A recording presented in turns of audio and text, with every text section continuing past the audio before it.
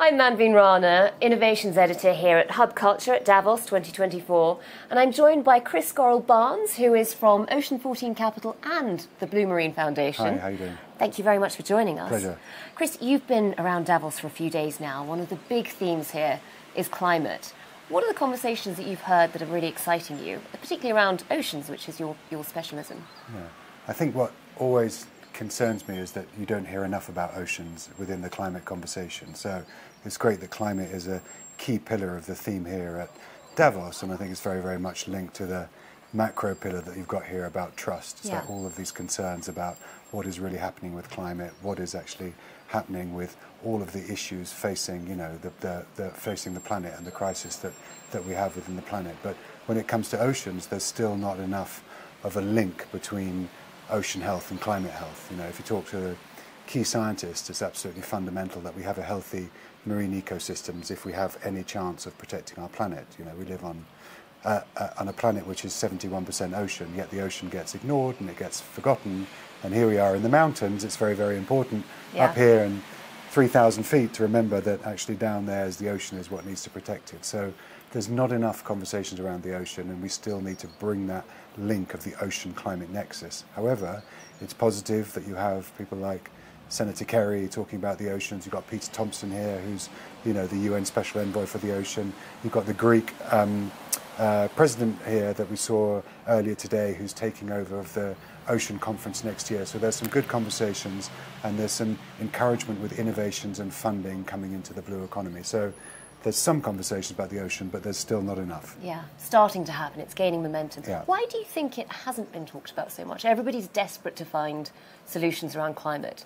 It seems odd that they're not considering such a huge proportion of the Earth. Yeah. They're not taking it into account. I mean, from my background in terms of, co-founding the Blue Marine Foundation, the journey we've been on from a philanthropic perspective, it's been very, very slow to get people to understand the crisis in the ocean and want to fund and bring capital in to actually protect the ocean. And then when you look at the economy and the blue economy, which is a $3 trillion economy that is totally underfunded, underinvested in, it's been slow to sort of capitalize on the new innovations and the new technologies on land, that it's just been, I think, a challenge of out of sight, out of mind, a kind of a disconnect and a lack of access to the ocean and understanding the ocean industries and, what needs to be done. And I think that we are at a point now where the blue economy in oceans has been a subject at UNGA.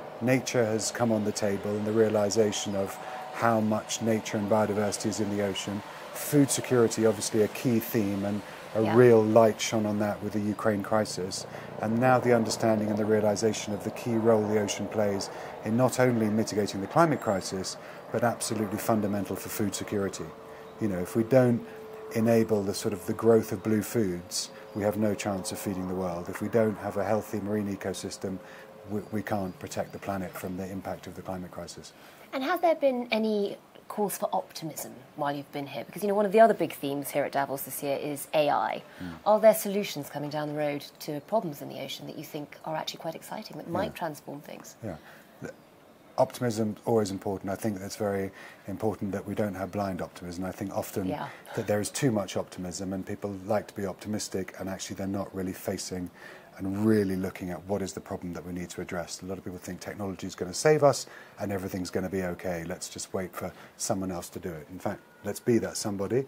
Let's actually. I thought you were about to say it won't, but as long as it will, and somebody's doing it. I'm very optimistic. In Ocean 14 Capital, we really look at AI and data, and actually how are we going to invest in data companies that are going to give us the information we need in order to actually help restore and protect the ocean. How are we going to, and we are investing in AI companies that are transforming aquaculture. They're driving precision fishing, they're driving disease detection, they're helping fish farmers be way more efficient, to use much less resources and be much more sustainable. So the opportunity to really use data, artificial intelligence to transform the way that you farm fish is really exciting and can have a huge positive impact on both the financial margins and the sustainability impact for aquaculture. And then if you look at other areas within the ocean space, we've invested in a company which uses AI and technology to help ships be more efficient with their routing, which therefore uses less fuel, and that has an impact on the climate. And then looking at other tools within fisheries. One of the big challenges with the ocean is illegal, unregulated, unreported fishing. There's a lot of fish that's stolen. There's a lot of criminals out there catching fish. So AI being used to track these vessels to make sure that they are captured and that they are destroyed so they can't fish again, but then also using AI and blockchain to be able to have a much more transparency and traceability on fish stocks. So actually where fish are coming from, and you can actually improve that whole distribution chain. So optimistic about the opportunities that AI will bring, and I think it really will enable us to unlock ocean data and then drive ocean health. Well, thanks for bringing us a hint of optimism. It feels rare in the climate space, so thank you very much. That's pleasure. Brilliant to speak to you, Chris. I'm Manveen Rana. Thank you.